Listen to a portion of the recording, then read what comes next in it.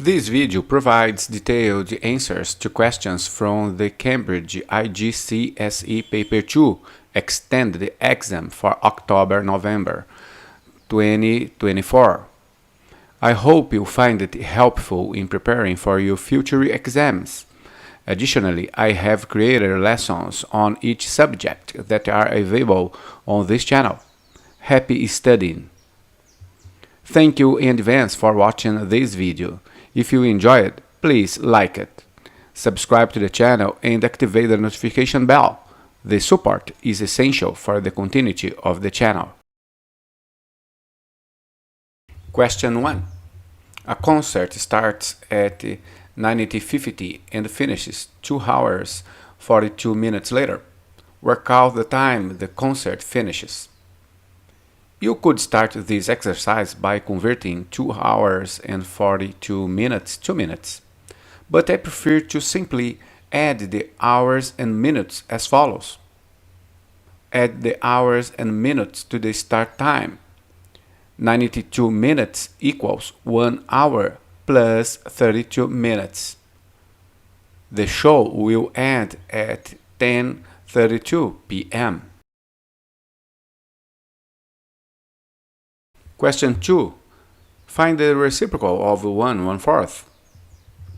A mixed number consists of a whole number combined with a fraction part. To convert a mixed number into an improper fraction, multiply the whole number by the denominator, then add the numerator. The sum is placed over the original denominator. To find the reciprocal of a fraction, simply flip it upside down. Question 3. Use one of the symbols to make each statement true. You convert the fraction to a decimal and compare the decimals. You convert the fraction to a percentage and compare the percentages. Evaluate the exponents and compare the results.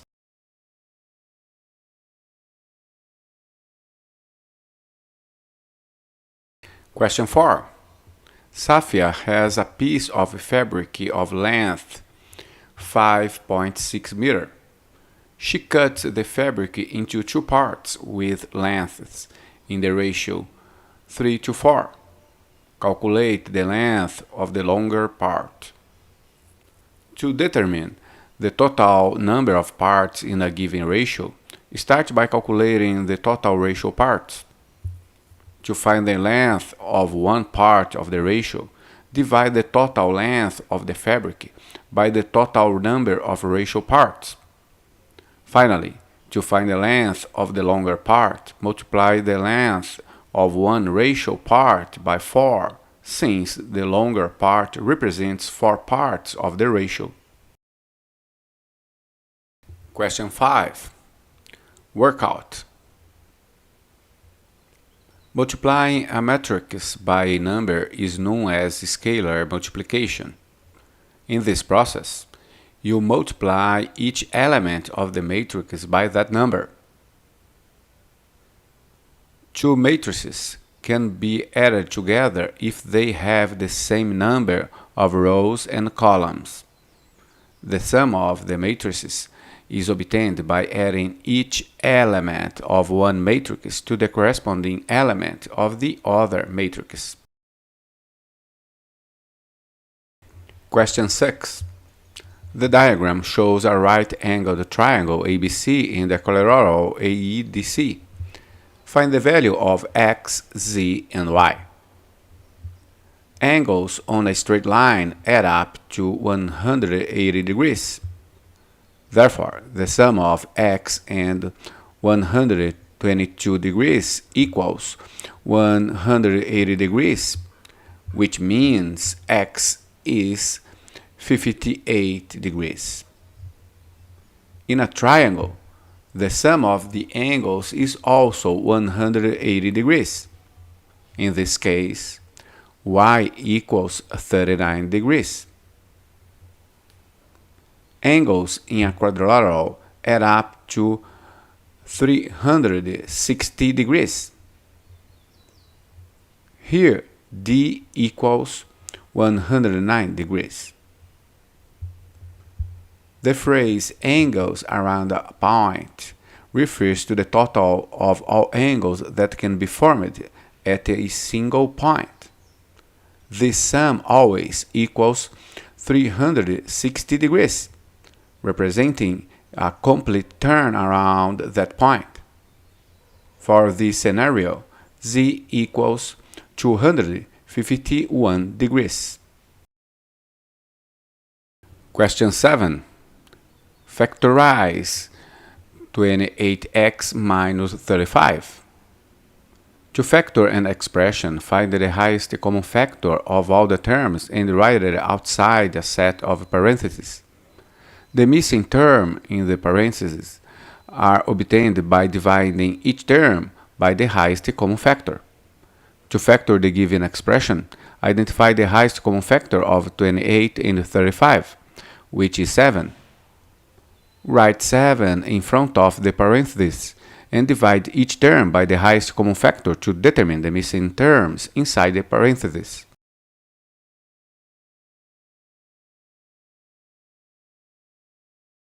Question 8. Edith invests $3,000 in a savings account. The account pays simple interest at a rate of 2.6% per year.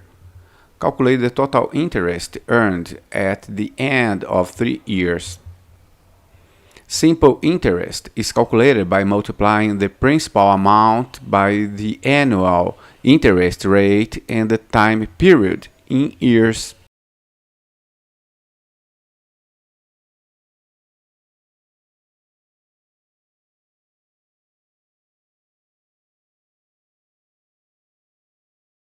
Question 9. The diagram shows part of a regular polygon. The interior angle of the polygon is 132 degrees larger than the exterior angle. Calculate the number of sides of this polygon.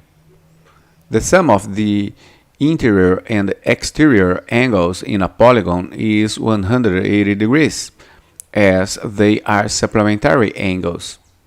In this case, the exterior angle measures 24 degrees. For a regular polygon, the measure of each exterior angle can be found by dividing 360 degrees by the number of sides. Therefore, you can rearrange the formula to find the number of sides in a regular polygon as follows. Number of sides equals 360 degrees divided by the measure of one exterior angle. So, to find the number of sides, we divide 360 degrees by 24 degrees.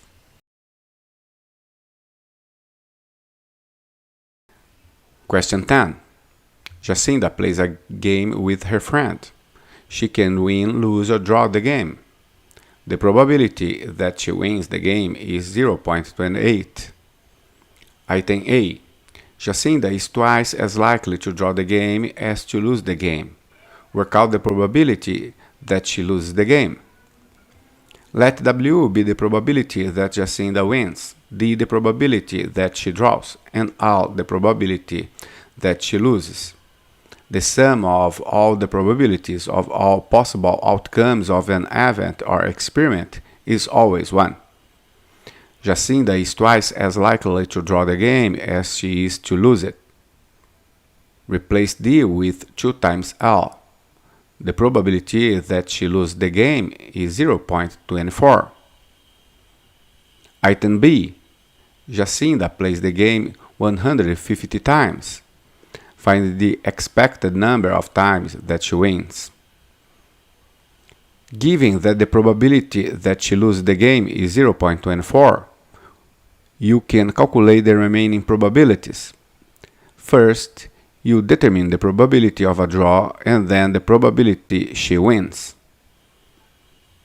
The probability that she wins can be calculated by adding in the probabilities of drawing and losing, subtracting that sum from 1. Once you have the probability that she wins, you multiply this value by 150 to find the expected number of times she wins.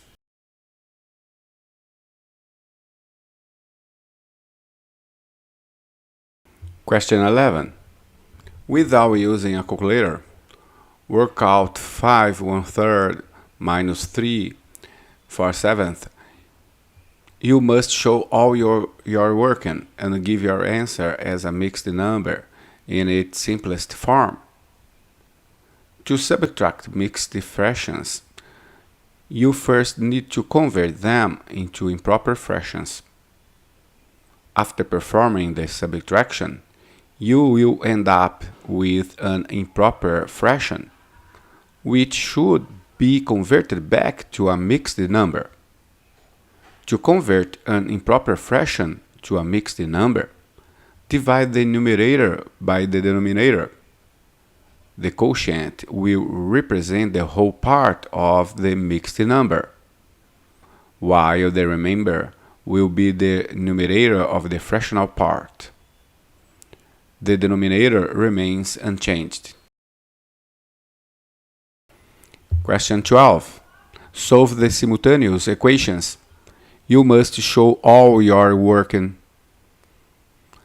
There are three methods for solving simultaneous equations: the elimination method, the substitution method, and the graphing method.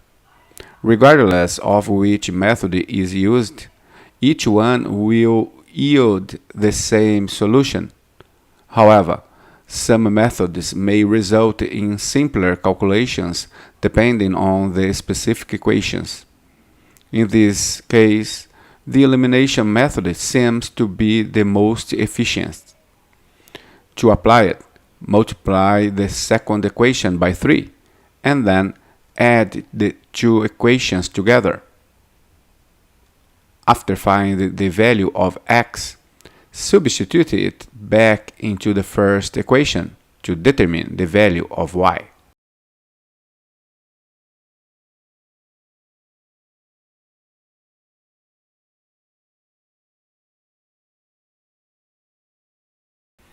Question 13. A sequence has nth term 3n squared minus 1. Find the second term in this sequence. To address item A, substitute n equals 2 into the formula for the nth term and then determine the value of the second term. Item B. The table shows the first 5 terms of sequence A and B. Complete the table to show the nth term of each sequence. For item B, regarding sequence A, the first term is minus 6 and the common difference is 4. This is a linear sequence, also known as an arithmetic sequence. The nth term for an arithmetic sequence is given by a specific formula. By substituting minus 6 as the first term and 4 as the common difference, we get the nth term. As for sequence B, the first term is 3. The first difference does not yield a consistent common difference. So you will examine the second difference, which also fails to produce a common difference. By analyzing the third difference, however, you find that it results in a consistent common difference. The sequence characterized by the formula n cubed corresponds to the cubed numbers. Deriving the nth term formula involves comparing the sequences to the series of cubed numbers.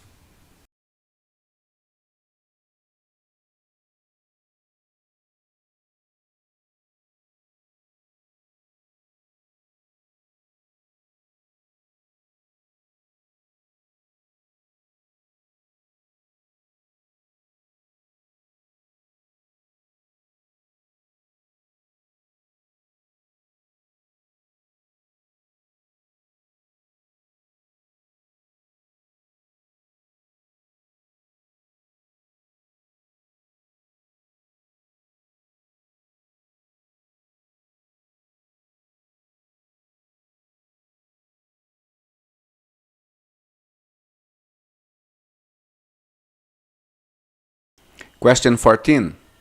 Two solid steel statues are mathematically similar. The smaller statue has height 12 cm and the larger statue has height 15 cm. The larger statue has a mass 2.5 kilograms. The density of steel is 8 grams per centimeter cubed. Calculate the volume of the smaller statue. To determine the volume of the larger statue, you will use the density formula and rearrange it to find the volume. Since the statues are mathematically similar, the ratio of their volumes is the cube of the ratio of their heights. After simplification, the ratio of the heights of the smaller statue to the larger statue is 4 to 5. When you cube these ratios, you find that 4 cubed equals 64 and 5 cubed equals 125. Using this information, you can now calculate the volume of the smaller statue. Question 15. Students in Class P take a test. These statistics show information about their marks: lower quartile, median, interquartile range, highest mark.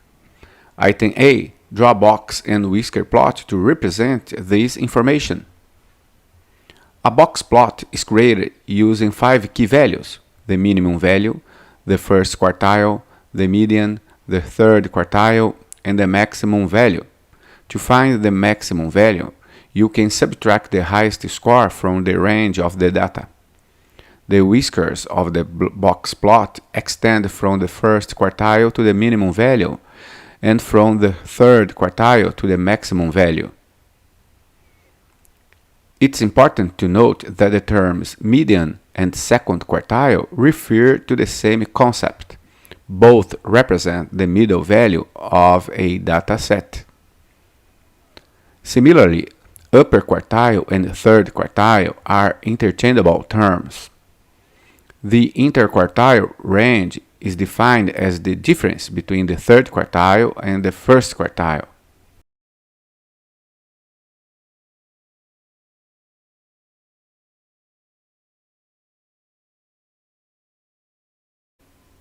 Item B. Students in Class Q take the same test. For Class Q, the median is 49 and the interquartile range is 35. Make 2 comments comparing the distribution of marks for Class P with that of Class Q. Class Q appears to have lower average scores as indicated by a lower median. Additionally, the higher interquartile range suggests that Class Q has a wider distribution of scores.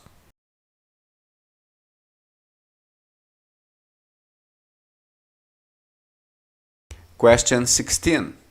The diagram shows a sphere of radius 6 cm and a cylinder of height 18 cm and radius r cm. The volume of the sphere is equal to the volume of the cylinder. Calculate the curved surface area of the cylinder. Give your answer in terms of pi. The problem states that the volume of the sphere is equal to the volume of the cylinder. To find the radius of the base of the cylinder, you need to set the 2 volumes equal to each other.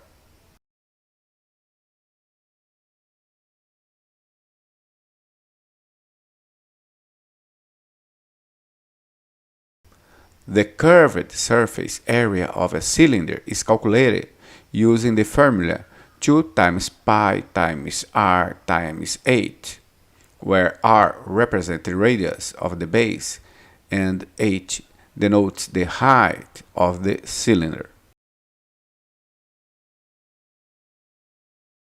Question 17. Solve the equation. You must show all your working and give your answers correct to 2 decimal places. By comparing the given equation with the standard form, you can identify the coefficients. Once we determine the values of a, b, and c, you can write the quadratic formula.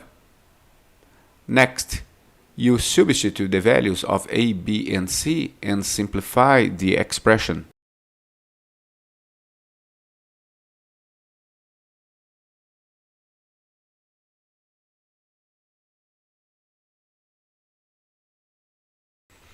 Question 18.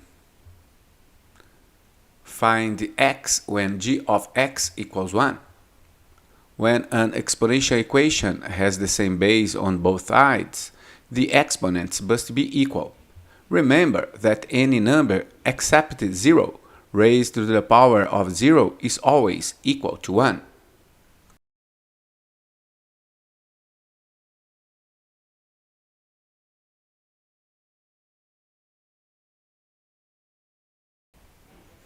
Item B presents more complexity because the inverse of an exponential function is a logarithmic function. This means that logarithms undo the exponentiation operation. If you haven't studied logarithms, finding the inverse function may be challenging, but you can still determine the numerical value of the inverse function. If f of a equals b, then inputting a yields an output of b. The inverse function undoes f of a. Inputting b into the inverse function will give you an output of a. Please follow along.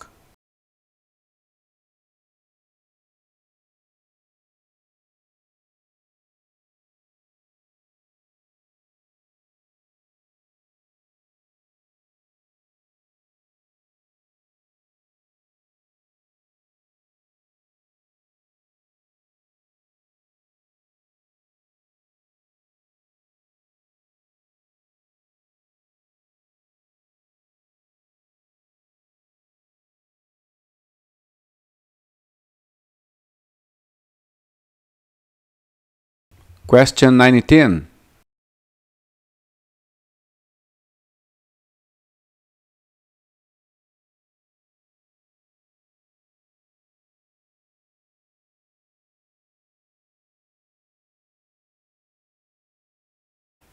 Let's define the sets P, Q, and R.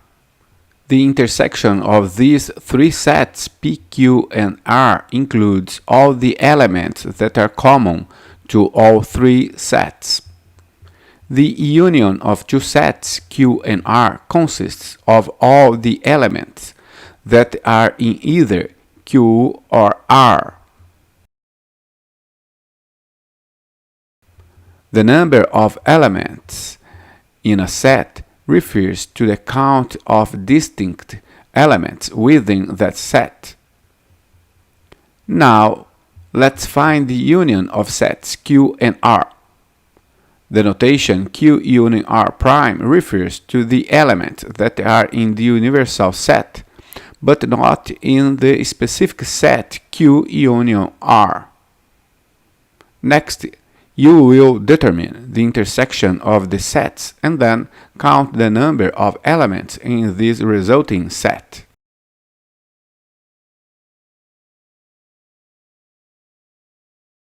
Question 20. The diagram shows two right-angled triangles, PQS and RQT. PQR and QTS are straight lines. Calculate angle QTR. In triangle PQS, you know that angle P measures 28 degrees and the hypotenuse is 18.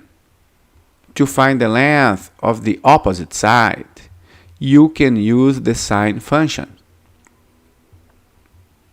In triangle QTR, the length of side QT is calculated as 8.35 minus 4. Next, you can use the tangent function to determine the required angle.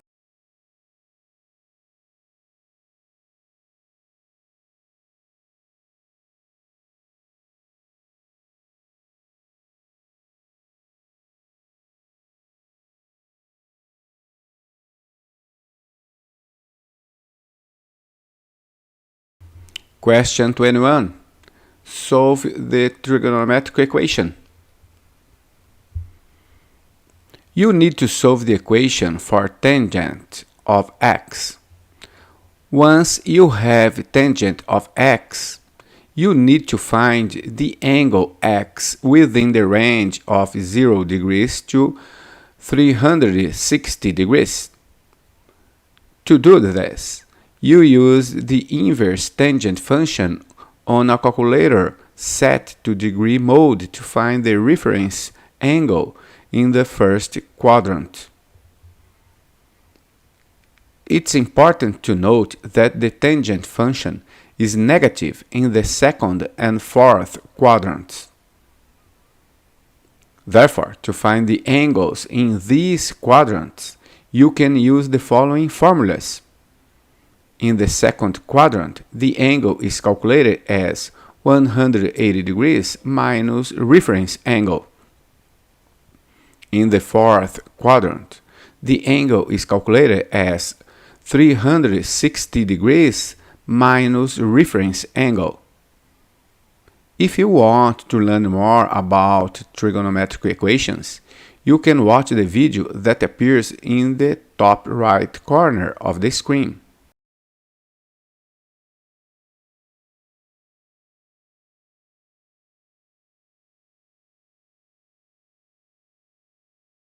Question 22.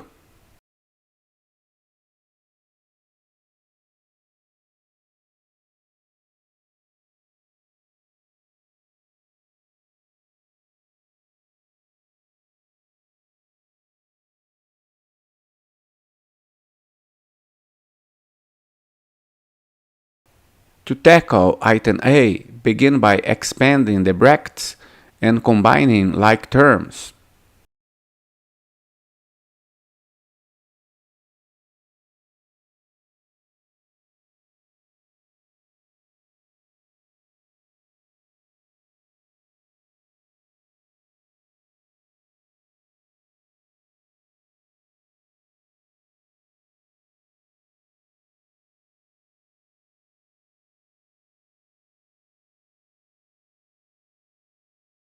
Item B.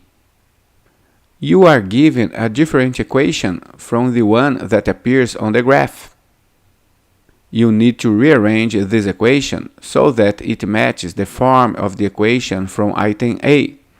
Specifically, you have the equation x cubed minus 3x plus 2, which must be set equal to a linear equation. After that, plot the line on the same axis as the curve. The solutions to the equation will be the x-coordinates where the curve and the line intersect.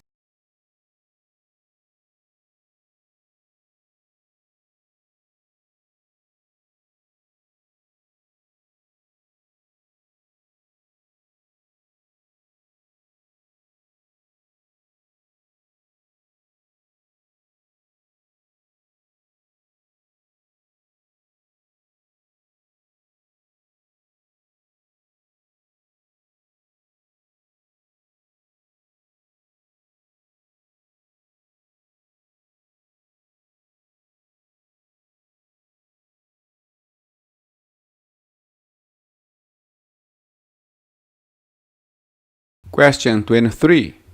Given the equation, find the value of P and the value of K. After expanding the brackets, you can compare both sides to obtain two equations.